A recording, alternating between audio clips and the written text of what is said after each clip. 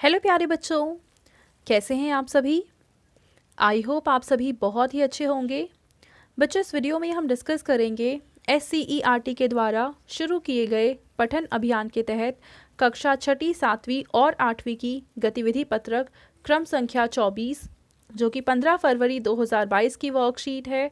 और बच्चों, यहाँ पे आप अपना नाम लिखेंगे और यहाँ आप अपनी टीचर का नाम लिखेंगे। तो चलिए इस वर्कशीट को शुरू करते हैं। इसका टॉपिक है कैलेंडर 2022।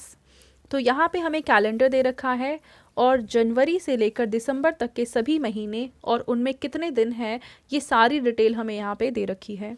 तो कैलेंडर को देखकर आप क्या क्या विवरण देख सकते हैं। पहला ये कि एक वर्ष में 12 महीने होते हैं, 1 2 3 4 5 6 7 8 9 10 11 12, ठीक है। यानी जनवरी, फरवरी, मार्च, अप्रैल, मई, जून, जुलाई, अगस्त, सितंबर, अक्टूबर, नवंबर और दिसंबर। अब एक साल में दिन कितने होते हैं, तो 365 या फिर 366 दिन होते हैं। एक लीप वर्ष में 366 दिन होते हैं और एक साल में हमारे पास वास्तव में तो 365 दिन और एक चौथाई दिन होते हैं, लेकिन इस एक चौथाई दिन को हटा दिया जाता है और चौथे साल में इसको जोड़कर लीप वर्ष बना दिया जाता है, ठीक है। और हर एक लीप वर्ष ऐसा होता है कि जिसके एक लीप वर्ष के अंतिम 2 अंक 4 से विभाजित होते हैं।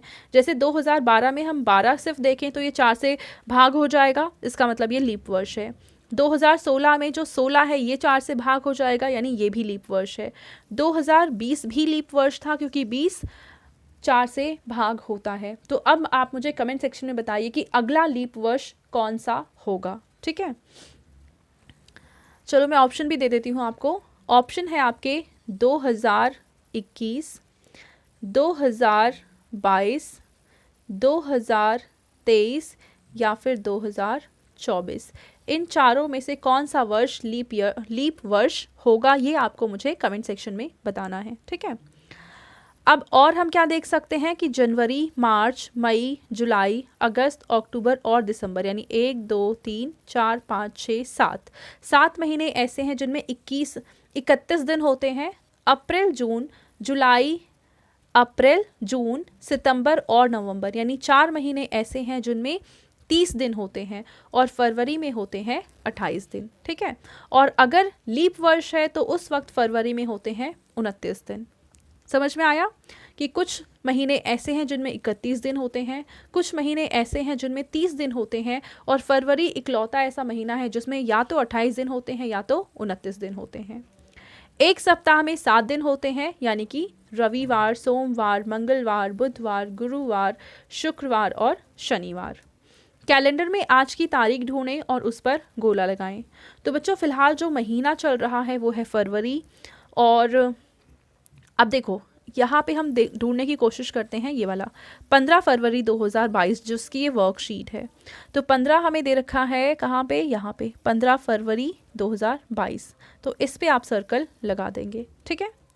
इसके बाद हमें क्या करना है कि कैलेंडर में अपने परिवार के सदस्य के जन्मदिन को विभिन्न आकृति जैसे कि वर्ग, त्रिभुज, वृत्त आदि से चिन्हित करें और निम्नलिखित तालिका में लिखें। तो आप अपने परिवार का नाम यहाँ पे लिखेंगे, उनका जन्मदिन कब आता है वो यहाँ पे लिखेंगे और आपने जन्मदिन के लिए कौन सी आकृति बनाई है। जैसे आप मान लो यहाँ पे पापा का नाम लिखते हैं, पापा का डेट ऑफ बर्थ यहाँ पे लिखते हैं और उसकी आकृति के लिए मान लो आपने त्रिभुज बनाया है तो आप त्रिभुज बना देंगे। फिर आप अपनी मम्मी का नाम लिखेंगे, उनकी जो डेट ऑफ बर्थ है यानी जन्म तारीख है उसको यहाँ पे लिखेंगे और उसके लिए मान लो आपने सर्कल बना रखा है तो सर्कल बना देंगे, ठीक है। अब एक तारीख हम मान लेते हैं कि आपने अपनी पापा की जो डेट ऑफ बर्थ है वो उनसे पूछी, उन्होंने बताया कि मेरी डेट ऑफ बर्थ है 30 सितंबर 1900 मान लो 80 उन्होंने बोला, ठीक है।